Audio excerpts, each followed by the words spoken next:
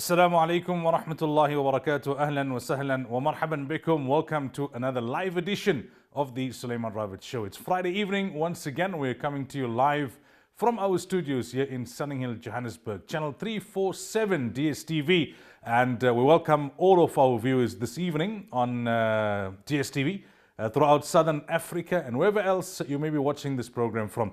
I think to say that it's been an interesting week in South African politics would be somewhat of an understatement. I think, there are different words you could use to describe it. For some people, it's been very frustrating. It's like going, almost gone, going, not gone. And there's still a couple of, question marks after that, and everyone is, what's up here? We thought he's going, then he was about to go, and we thought he's gone, and he came back, and this is Zuma after all. I think if you could have been patient with him for the last 10 years or so, maybe another couple of days would make it all the worthwhile, I think. But then some are saying it may not be another couple of days, it may be another couple of weeks. But there seems to be a kind of broad consensus that it's going to be sooner rather than later. It's a matter of when rather than a matter of if. But the one thing that's certain about Zuma is that you can never know for sure. What's he up to, how he thinks, who's he listening to, if he's listening to anyone, that is just all up in the air. It just remains to be seen. So we have a program that's primarily focused on this issue because it's key to political stability in the country. It's key to the future of this country. It's key to understanding the dynamics, the political dynamics in our country. So first up, we're going to be joined by a journalist at the Mail and Guardian based in Cape Town, Govan Whittles. We take a look at it from the perspective of the very latest developments and also a journalistic perspective. It's been a hectic week for journalists. It's cost us some money, let's be honest.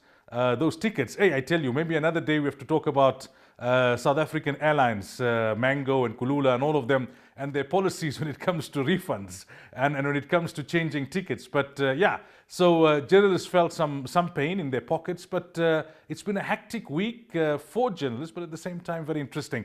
So let's cross over to Cape Town. Joining us on the line, Mail and Guardian journalist Govan Whittles. Govan, we really appreciate your time this evening. Good evening and welcome. Thank you so much. It's really great to be back on ITV. All right, first up, people have been following this to some extent, but in case they were enjoying a Friday night supper or they just pulled in from a long day at the office, what's the latest? Well, what we know is that the president of the ANC, Cyril Ramaphosa, and all the national officials have returned to Gauteng, to Johannesburg, to the ANC's headquarters. And from there, they will be meeting with the president of the country, President Jacob Zuma. Those talks will go ahead tomorrow, but for today, they've called off all their public engagements. So Ramaphosa and Gwede Mantashe, David Mabuza, Ace Magashule, and Jesse Duarte, and Paul Mashatile were supposed to appear at several places in Cape Town today, where they were to conduct door-to-door visits, interactions with people at the taxi rank, and on occasion speak to different people. There was also a planned visit between Ramaphosa and Archbishop Emeritus Desmond Tutu planned, but all of that has been cancelled so that they could return to Gauteng urgently, the ANC said, and tomorrow they would engage in these talks with President Jacob Zuma. Now, what does that sense of urgency tell us, or what can it possibly tell us? Are there kind of time frames that the top six have here? Are they looking to wrap up the negotiations by the end of the weekend? Is it still possible to have SONA next week, Thursday? Well, we know that the National Assembly Speaker, Baleka Mbete, said it would be ideal if SONA was held next week, Thursday. But in terms of the time frames for which we expect the president to either issue his resignation or be unseated from office through Parliament, we were told by the ANC Secretary General, Ace Magashule, and we wrote this in the Mail and Guardian today, that President Jacob Zuma would not go anywhere until after the NEC meeting, which is scheduled for the 17th and 18th of February.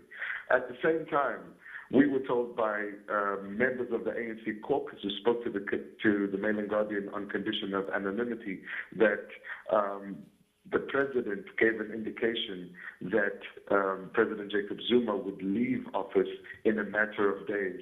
That is when Ramaphosa addressed the ANC caucus on Thursday morning.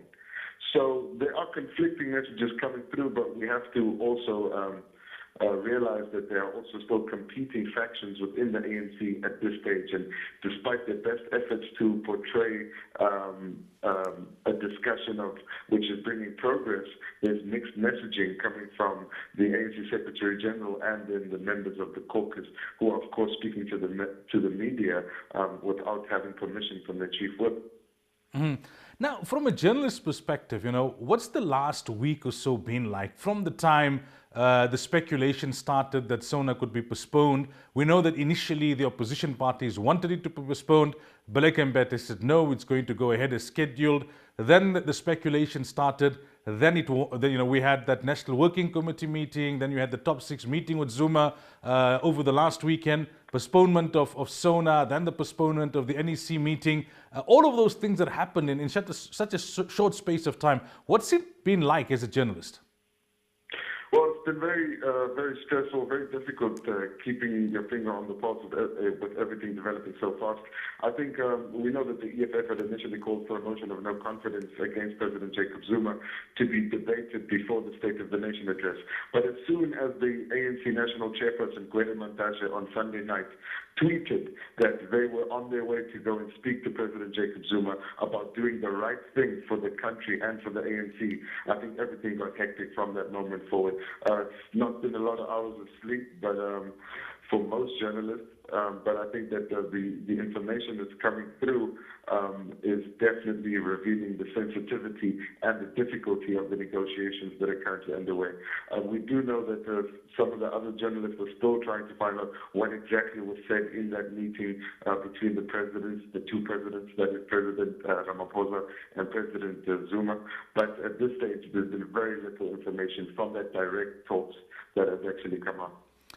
Now, when things happen so rapidly and when so many things happen in such quick succession, I suppose in many ways it leaves journalists vulnerable. We saw that story about Putin, coming to South Africa, how that came up even via credible news sources.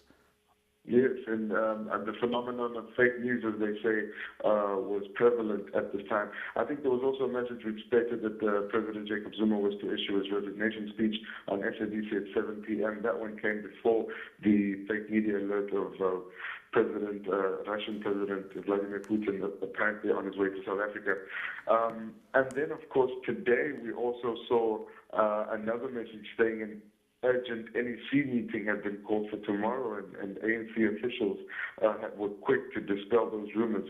On the official ANC communication line, we have our own group where the journalists interact.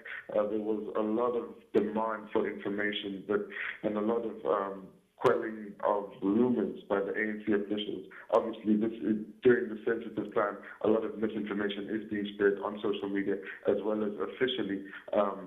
But we do know for a fact that there is no NEC meeting that's happening tomorrow. And of course, the Russian president didn't come to South Africa. How frustrating has it been that there's nothing of substance coming out in terms of what they're negotiating over? Yes, that audio leaked of Paul Mashatile giving some insight into the meeting with the top 6 or the 5 of the top 6 last weekend. But what exactly Ramaphosa and Zuma speaking about? What led Ramaphosa to postpone that NEC meeting, the emergency NEC meeting that has been called? Even though a number of days have passed, they seem to have been quite successful in keeping a lid on it. I think it's because of the nature of the talks. At the Mail and Guardian, we reported that the ANC caucus members said that Ramaphosa had secured an agreement from President Jacob Zuma to resign, or at least that was the impression they gave. But also told us that he was scant on details when addressing the ANC caucus in Parliament.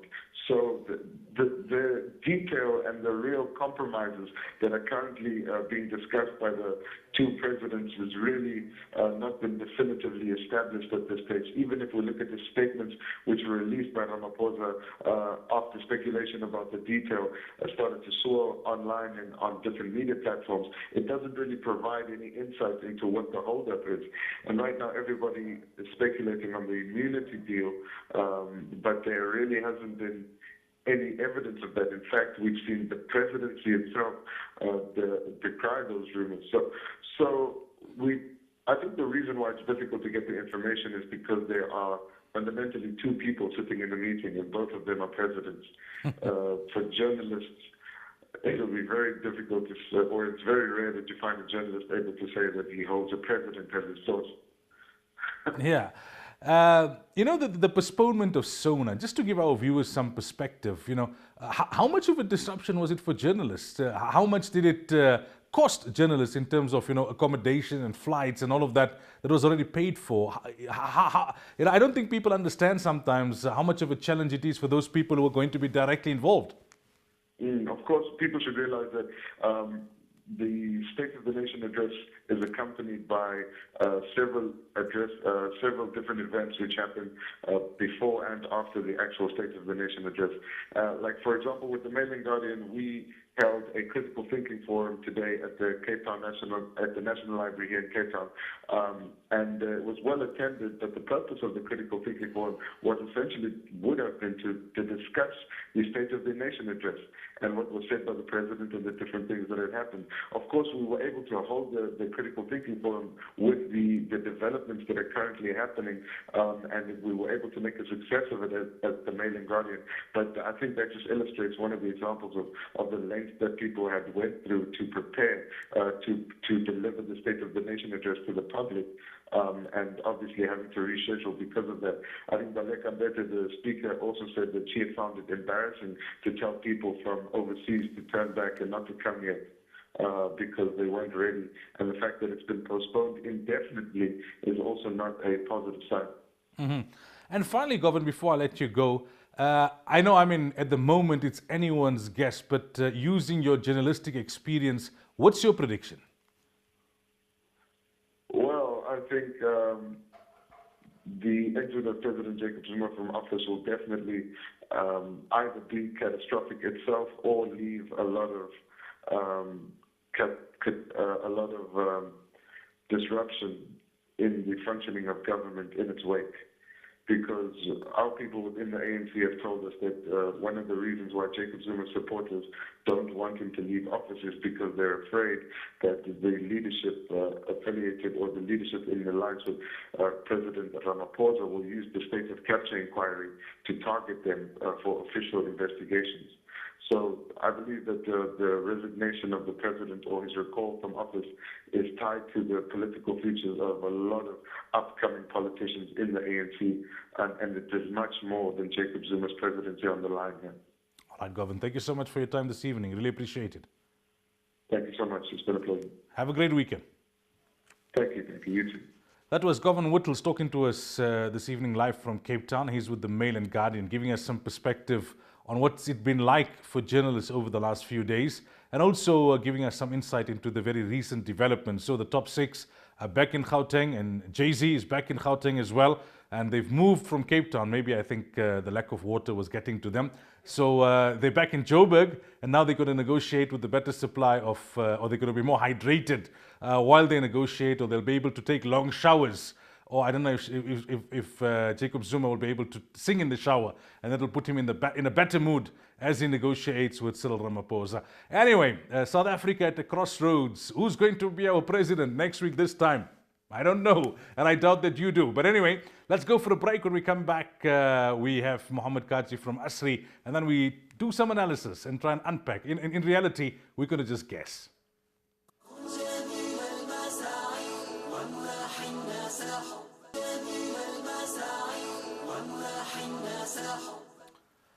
Okay, welcome back. So we're coming to you live this evening from Sunning Hill, and we're talking about the political situation in the country. We are at a crossroads.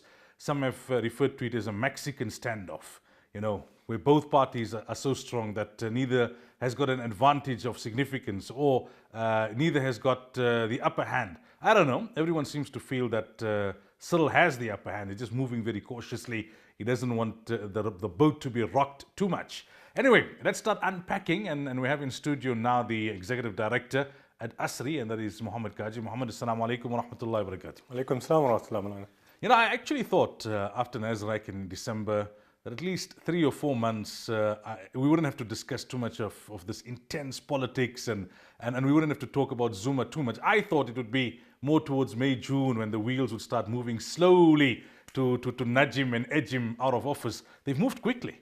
Yeah, I don't think we expected February or end of January, February for transition, as Cyril Ramaphosa puts it. But it has happened quickly. You know, remember Thabo Mbeki was 8 months down the line before the recall, and we were all expecting that it might happen closer to the election, and that would be sort of the kickoff of the campaign for the ANC. Yeah, you know, that I was thinking about the same thing. You know, I said there was a lot of bad blood between Zuma and Mbeki. If you look back at Polokwane in 2007, I mean, Mbeki had fired Zuma, and Zuma had come back and ousted him at Polokwane. You can't say the same for Ramaphosa and Zuma. At least on the face of it, they're sharing sweets and they get along fairly well for politicians who are in differing factions. And then on top of it, Mbeki did not cooperate with the ANC after he lost in Polokwane. He kind of withdrew. He was sulking, doing his own thing in the union buildings. And okay, the judgment, the court judgment was the final nail in the coffin. But yet it took all those months, right into September. Zuma seemed to be playing the right kind of game, cooperating. I'm listening, we're engaging, we're meeting. And no, not that degree of bad blood between him and Ramaphosa. And yet they moved so quickly. Do you think it was on their own initiative, or did the opposition force their hand with the state of the nation and the vote of no confidence, and they thought, hey, as a party, we can't afford this all over again? No, I think there were indications that Jacob Zuma wasn't towing the line, especially regarding the appeals to the court cases. Remember that in January, what happened was that he appealed specifically the court case relating to, what was it, him being personally liable for legal expenses. And Cyril Ramaphosa, deputy president, being able to appoint the National Director of Public Prosecutions. And I think the indications are that that wasn't with the permission of the ANC or the NEC or the top six, because it was settled. So there were indications that Zuma wasn't necessarily towing the line in terms of governance through consultation with the new leadership of the ANC. And I think that's what really triggered it, because, you know, we were talking about this on Radio Islam last week, where, you know, the State of the Union address is really, or the State of the Nation address is really a point where the president sets the tone for the year ahead. And was there a trust factor that Jacob Zuma could go there and make policy statements that would really beholden the ANC and Cyril Ramaphosa to it, including fees must fall, as he did right at the dawn of the ANC conference in December, which was a complete shock on the first day. Now, what many are struggling to understand, the opposition gave them an opportunity to delay SONA last week, you know, around Wednesday, Thursday. They all united on Friday, and with Bantu Lamisa calling them together, and they said to Baleka Mbete, postpone it. And she came back and said no. Now, many got an indication there that the ANC were willing to let Zuma perhaps have his last SONA, and all of a sudden, come Tuesday, they themselves decide to reverse it. Is there a sign of some degree of uncertainty, even within the top six, of how exactly to approach the situation? I think part of this plays into the culture of the ANC. The ANC, I'd like to describe as like this god leader complex, you know, that the head of the ANC really is powerful. You think about it, Mandela, Mbeki, even Zuma, you have these, not necessarily the traditional African strongman leader, but you have a leader within the ANC that has this culture of a chain of command, democratic centralism as it's described as well. So I think Baleka Mbete, not being in any major structures of the ANC as it stands now, is really following instructions from Luthuli House. And until that instruction comes to say directly from Cyril Ramaphosa or by consensus of the top six, she's not going to act. And, you know, in terms of the ANC and the opposition parties, it's always a case of whatever the opposition party does, the ANC will do differently, right? Yeah, but that's a question. Wouldn't they have instructed her, if they knew they were wanting to get him out and not wanting him to deliver SONA, that don't commit to it happening, meaning on the Thursday that passed? So I think that indicates that they themselves didn't get that far ahead. Agreed. When Baleka Mbete came out to say that we've now decided to postpone, I think that's the point at which the decision was actually made that this can't go ahead. All right, let's take a few steps back. When we were talking in Nasrec, right, it was a given, or not a given, but many saw Didi Mabuza as being part of the Zuma faction. From the policy conference time, he was kind of playing that unity card, and many saw that, okay, he was just playing hard to get. He was just trying to see which of the two factions would give him a better deal. But eventually it seemed like he had thrown his lot with the Nkosazana Dlamini Zuma faction. He then betrayed them, and it was his betrayal that cost them the conference, perhaps together with the fact that, those court rulings. But even with the court rulings, according to some of the numbers and some of the analysts, had there not been that swaying in that 11th hour from Mpumalanga, she would have got it. 106.76 is a narrow margin. I don't think we had enough time really to unpack that what flipped that switch, or was it something really pre-orchestrated? Because Mabuza now becomes a critical player. If we go by some of the leaks, he seemed to have been very upset with the manner in which Zuma spoke to them last weekend, saying he's a deployee, he's supposed to be listening. And this is a guy that reportedly Zuma saved his life by sending him to Russia when he was poisoned. What's going on in terms of your understanding with Mabuza? So Didi Mabuza, I think the issue around him is that Didi Mabuza is very, he wants to be president, right? And the question for him would be, would Nkosazana Dlamini Zuma be able to keep the ANC together long enough for him to actually ascend to the presidency? And anybody who assesses that will say an Nkosazana Dlamini Zuma presidency would have resulted in an ANC loss in 2019, or at least a very, very slim margin with the opposition parties, as well as a shelling out of the ANC as it currently stands. So, a person in the position of being able to choose a side or choose the coattails of somebody to be able to potentially ride onto the presidency in terms of the traditions of the ANC, although there is the Kalima Motlanthe anomaly, would say that yes, Cyril Ramaphosa is the right person to be riding on the coattails of if you want to inherit an ANC that could make it through elections 2 terms, 10 years later, 2028, and we're really looking far ahead here. Didi Mabuza potentially ascending to the presidency of the ANC. Mm-hmm. Paul Mashatile, I mean, there's no love lost, right? Gauteng has never been a pro-Zuma province. And then after Banga, Wung Zuma kind of fired him. He was out of cabinet. He had to come back and take up a lowly MEC's position here within his own province. What did you make of that leaked audio? I think that for him, remember during conference, there were also question marks around where he stood. Was he on the Cyril side? Was he on the Nkosazana Dlamini Zuma side? And where was he going to come down? Because there were those discussions of negotiations between him and Didi Mabuza and so on. And I think that this could have been sort of him coming out and publicly sort of choosing a side and making that side known. Because remember, presidency or power is like a flame, right? Moths to a flame, that once the leader is clear, even for the NEC, you'd start seeing members starting to see where their bread is buttered and moving towards that line. So, in terms of the NEC as well, there's analysts that would say, it was split 50-50 after the election in December. But obviously, it will be human nature for individuals within that NEC to see the future within a support of Cyril Ramaphosa as the president, and that majority would sway whether it's completely believed within their hearts. They're naturally going to sway towards who's in power, which is Cyril Ramaphosa. Okay, so then let's look at Jesse. I'm just going through the top 6 very quickly. Jesse and Ace. Zuma faction. A question could be asked that, okay, like you say, it's clear now that Zuma is yesterday's news, he's a spent force. Whether it's today or tomorrow or this month or next month, at some point he's going to depart and Ramaphosa is the man of the future. Why do Jesse and Ace, even under such circumstances, when everyone's pushing for Zuma to go, the popular sentiment is with that particular initiative, yet they step out and they say things that make them look, in almost a kind of very embarrassing way, pro-Zuma. Are they so deeply involved with the whole Gupta patronage system?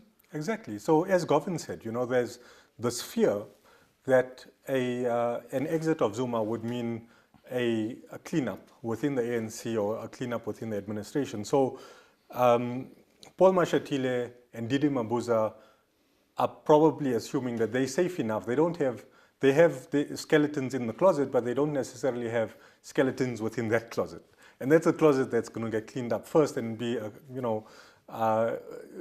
keeping Cyril and the administration busy for the year ahead. So I think that the factoring of Ace Magashule, and you already saw it, and part of the counter-reaction was immediately after his offices in the Free State were raided.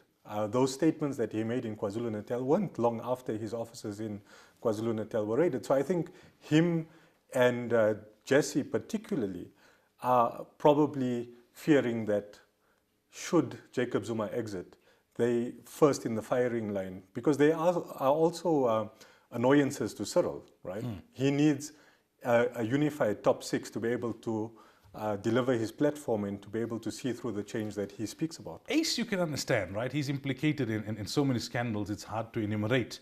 But Jesse hasn't been directly implicated in any particular scandal. Eskom. All right, but there are these sort of like things around Jesse, Eskom. I don't want to misspeak, but there were family members involved in those. But nothing as hard hitting as you had around Ace, or even as around David. Nothing really, apart from the fact that she's been vocal in support of the Gupta and going there on ANN7 when Mantash didn't want to go and basically honor that station. What makes her still stay loyal?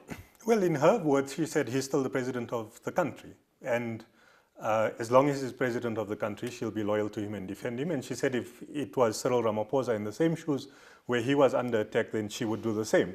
So it could be the same, that she sees her job as the Deputy Secretary General as a vanguard of the party to defend the leaders of the party and to be at the forefront of that, and that could be where she's coming from as well. Mm-hmm. All right, so now there's been some debate, but perhaps not enough, as to is this really a principal issue or is this something else? Because Mandela stepped down as ANC leader in 1997, but he continued as president of the country into 99, with Mbeki being the head of the ANC. Fair enough, Madiba was Madiba. You're talking about a different personality, but the principle, is the same. You had Kgalema Motlanthe, who was not the president of the ANC, but he was the caretaker president of the country. So you had those two centers of power, and they worked in the past. Sometimes the way the narrative develops is that almost by default, two centers of power are problematic and it can never work, and therefore you automatically need to move the president out. I would assume that if that was the case, the ANC would never have drawn up its constitution in such a way where the conference takes place, some good 17, 18 months before the actual national conference. So is this really about two centers of power? Is this really about the leader of the ruling party becoming the leader of the country? Or is this more about Zuma being a political liability, and the sooner he goes, the better? Had it been somebody else who was not such a political liability, they probably would have lived with it. Agreed. I think so. And let's also remember that the Jacob Zuma platform, as it currently stands, radical economic transformation and so on, is very different. All right, just hold a thought, Mohammed. I think we've got a caller on the line. Assalamu alaikum wa rahmatullahi wa barakatuh. Caller, assalamu alaikum. All right, I don't know why the caller is not talking. Yeah, Kiran, you were saying? I was saying that the Jacob Zuma platform of radical economic transformation, as it evolved towards the end of his presidency, is very different to the Cyril Ramaphosa platform, which is a platform much more akin to the traditional ANC sort of moderate, centrist sort of policies. And I think that's part of the problem, that if you have a person in power in the presidency who's carrying on with ANC policies in general, there isn't much of a problem. For example, Mbeki was a safe pair of hands. He could have stood there. The only issue was that he was gunning for Zuma before he was recalled, and that was one of the triggers for him being recalled. However, in this particular sense, you already at the conference got the sense that a Ramaphosa presidency would have taken the ANC in a very different direction and the country in a very different direction to what Dlamini Zuma presidency would have taken. So I think in that sense, the longer Jacob Zuma would be in power, the more damage would be done. And that's part of the calculations of saying he'd rather be withdrawn now versus further down the line where you could have downgrades of the country's debt, further shelling out of state-owned enterprises, further damage to the National Directorate of Public Prosecutions and so on. What would your response be to a theory that I saw Jimmy Mani put out on social media during the week that, yes, people are right in saying that they didn't want Zuma to deliver the State of the Nation address, but it was not so much because he would have dropped some surprise about free education or that kind of thing. It's more because they didn't want the ANC policies that were adopted, like radical economic transformation or expropriation of land without compensation. They didn't want him to officially put it on the government agenda because those are not the policies that Ramaphosa wanted, even though conference adopted it. But conference adopted Ramaphosa's policies as well.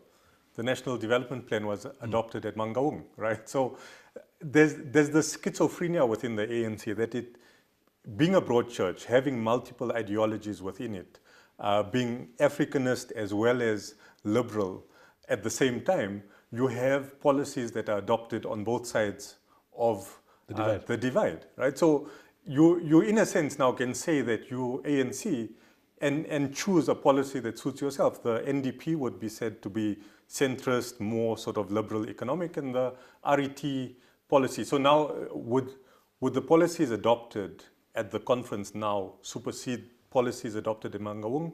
You can't have that situation because then you'll say, okay, the latest policies also supersede policies that have been taken previously, like the Freedom Charter at the Congress of the People. So, you can't have a situation where one is actually replacing another. All right, let's try now. I think there's a call on the line. Assalamu alaikum wa rahmatullahi wa barakatuh. Assalamualaikum, Moulana. Alaikum salam wa rahmatullah. Assalamualaikum, Mr. Qazi. Alaikum salam wa rahmatullah. Okay. What I'd like to find out is there were two statements that was made. One was by Judge Mokheng that if they remove Zuma or Zuma doesn't step down, there's a possibility of a civil war breaking up.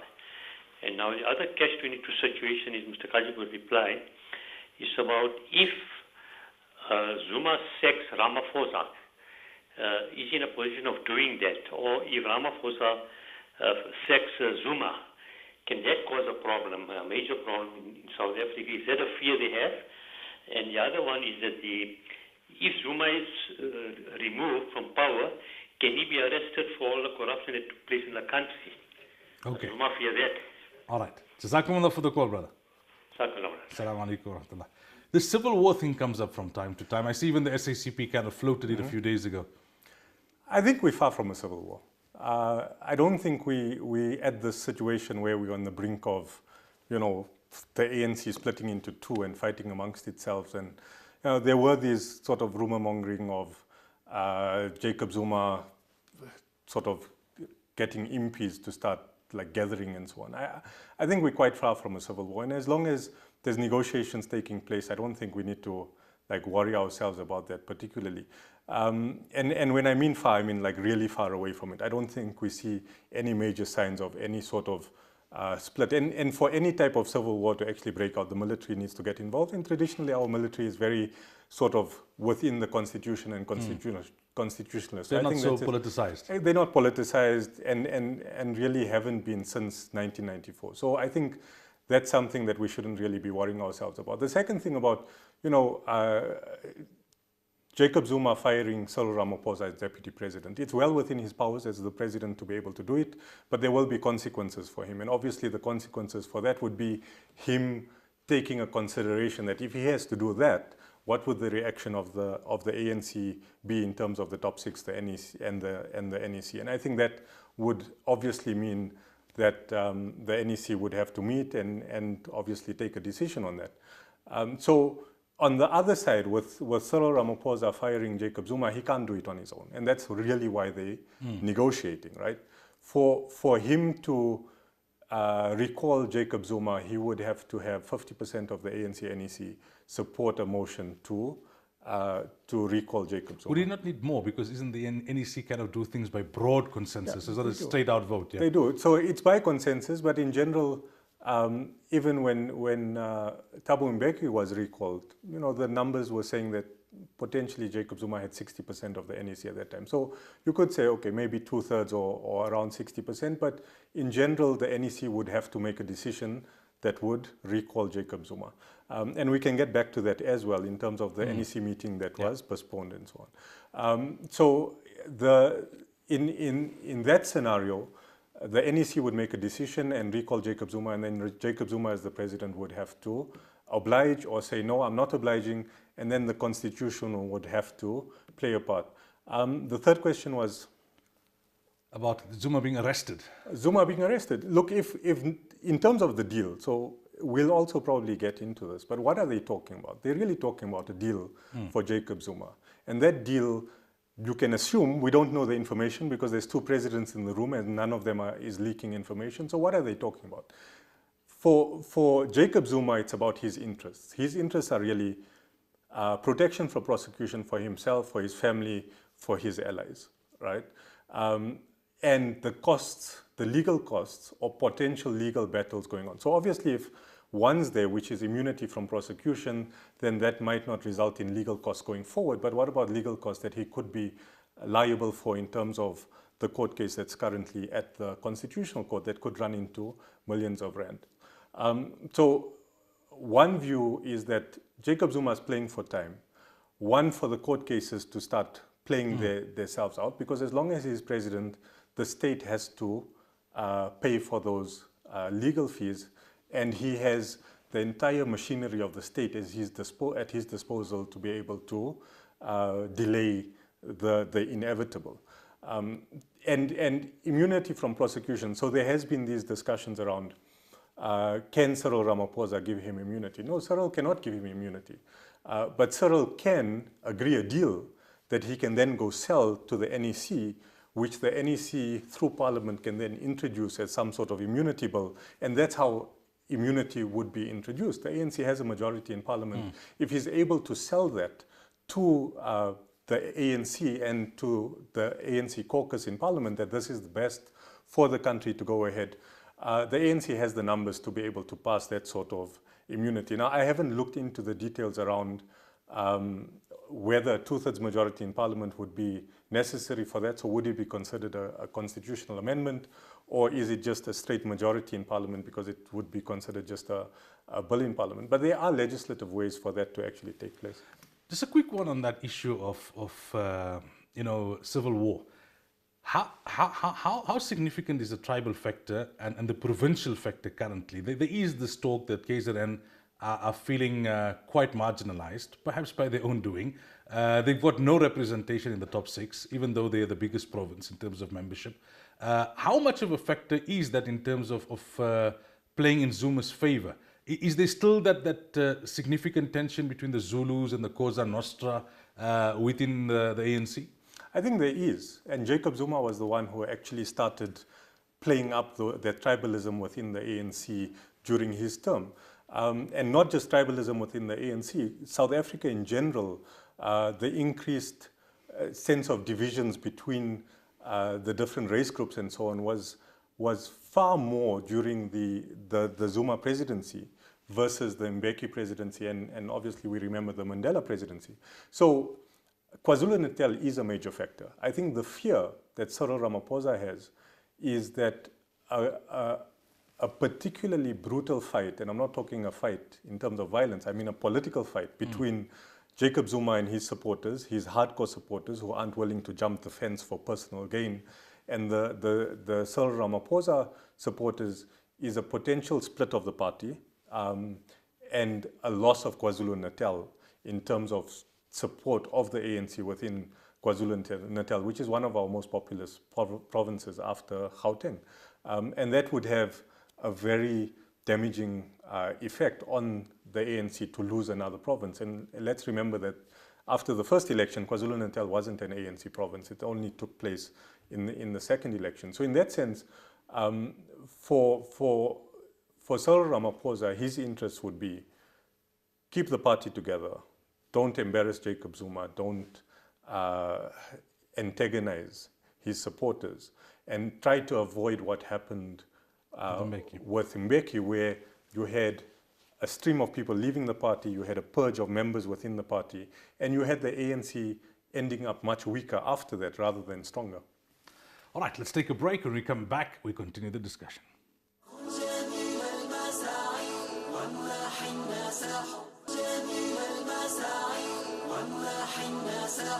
All right, welcome back. So there's this discussion now that who's playing better tactics. You've got Zuma, Teflon Don, master of the art of survival, but then you've got Ramaphosa, negotiated through very difficult terrain with CODESA, that kind of thing. In your opinion, I know there are those who say that by getting him to cancel the NEC, it shows that Zuma still got some fight in him. He's possibly trying to push deep into next week and trying to see that maybe if his foot soldiers can sway the numbers within the NEC so that there can be no broad consensus, and that may be buy him an extended period of time. Others say Ramaphosa's got the power, is moving slowly just because he doesn't want to cause any kind of unnecessary friction within the party.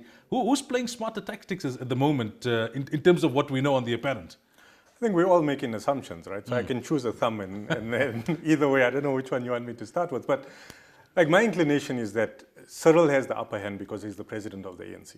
And the president of the ANC is that incumbent who has the power, because there's no way Cyril's going to go anywhere without another Congress. We know that that happened with Jacob Zuma. When he was in power, the whole reason that he saw through his term was that nobody could recall him until the point came that you had a conference. So, you know, now the factoring would be very different if the NEC was pro-Zuma and you had a Cyril as the president, because now you could say, well, in that factor, Cyril could never be president because the ANC could potentially recall him as soon as he takes office. And then what? Now you have a crisis within the ANC because the ANC needs a special elective conference to be able to now sort out their leadership problems. And I don't think that scenario is even plausible at this point in time. I think that Cyril has the upper hand. He's the newly elected president of the ANC.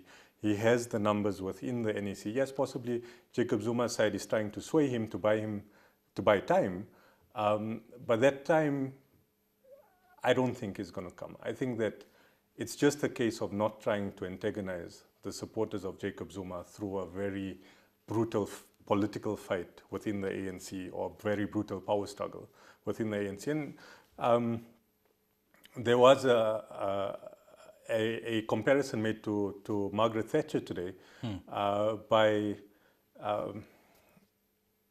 Richard Callan. Yeah. Right? That said, you know, Thatcher was very similar when she was asked to go, that there was this floating of new leadership within the Conservative Party in the UK in the 80s, and she refused to go. And then a group of senior leaders within the party went to see her to convince her to go, and she was still adamant. And eventually, she agreed to go quietly and step down, and Labour won the next election. So I think that the scenario is possibly similar, that, you know, it's going to take time. And I guess when Jacob Zuma's wife sent her Instagram tweet, people were making comparisons to Grace Mugabe. So, yeah. You know, we only have history to go on to look forward and try to analyze the situation. Well, I suppose the Mugabe example would be another good one to look at, in that he did at one stage seem to be somewhat outmaneuvering the army. That live televised address, the resignation didn't come, but it was just then delaying the inevitable. Yeah, and I think we're in the same situation here, that there is an inevitable. I think the inevitable is that Cyril Ramaphosa will take the presidency eventually. It's just a question of how long is it going to take to convince Jacob Zuma to step down, and how does he step down? And incidentally, something interesting is that Jacob Zuma was supposed to address this awards, the Ubuntu Awards, tomorrow night, which has now been cancelled as well. That I saw on Twitter before we came on air. So it seems like, you know, the part of the messaging is this sort of passive-aggressive background thing where the ANC is in the background pulling all of these events, which really shows that there is power and support there. Otherwise, you would be seeing this fight within the ANC to keep those events going for Jacob Zuma and not be embarrassing him in that way, where you're sending a message, you were supposed to give this tomorrow, and it's now been postponed, you know. So the inevitable is there. Make a decision. Is there any aces up that JZ's sleeve? Is there dirt? You know, one would think that if he had dirt, he would have used it perhaps before Nasrec to sway the advantage into his favor. Or did he realize that he needed to keep something for this particular day, for this weekend? I don't think there is, because he would have used it already, as you said. And the card that was being played, and is still being played, is this white monopoly capital card.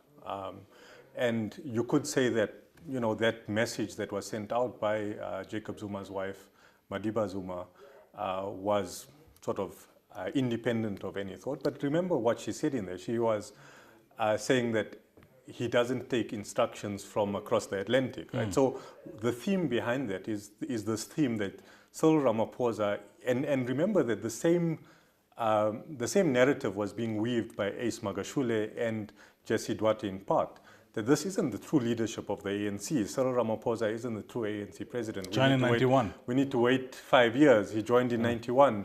He's taking instructions from white monopoly capital across the Atlantic and so on. So the narrative being weaved is, this was an anomaly. It happened in a way where he isn't a true ANC leader.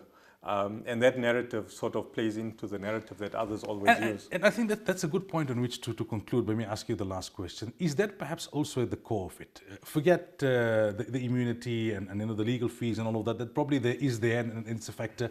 But you've got a man here who was 10 years in Robben Island, who was in exile, who was the head of Umkhonto Sizwe, who was part of the delegation that negotiated with de Klerk, who's been part of the ANC's top six since the early 90s. He may be finding it somewhat difficult in terms of his political ego to be taking instruction from someone whom he sees that was catapulted into the leadership by being a favorite of Madiba, who got lucky because he was part of the coordinating committee when Madiba came out of prison, that the prodigal son has now returned. Is it that Zuma doesn't see him? It's almost like a kind of condescending attitude that, in terms of ANC pedigree, you're nowhere near, you can't even reach my feet. And now you telling me to go, why should I listen to you? Maybe coupled with a little bit of stubbornness that sets in with old age? Isn't this the problem of all leaders with power? Eventually you believe, as the powerful leader, that only you can deliver what the nation needs and what the country needs or what needs to happen. It's, without you, everything would fall apart. And I think there's some of that plays into Jacob Zuma, but I think that more of it is really what he stands to lose the minute that he steps down without any deal on the table to protect himself from prosecution. Will we have Sona on Thursday and will Zuma be gone by then? Crystal ball. I think so now on Thursday. Right, let's see. Assalamu alaikum wa rahmatullah. Alaikum salam wa rahmatullah. All right, that brings us to the end of this evening's program. Allah alone knows. Let's make dua that the best outcome is what happens for all South Africans. Until next week, inshallah. Assalamu alaikum wa rahmatullahi wa barakatuh.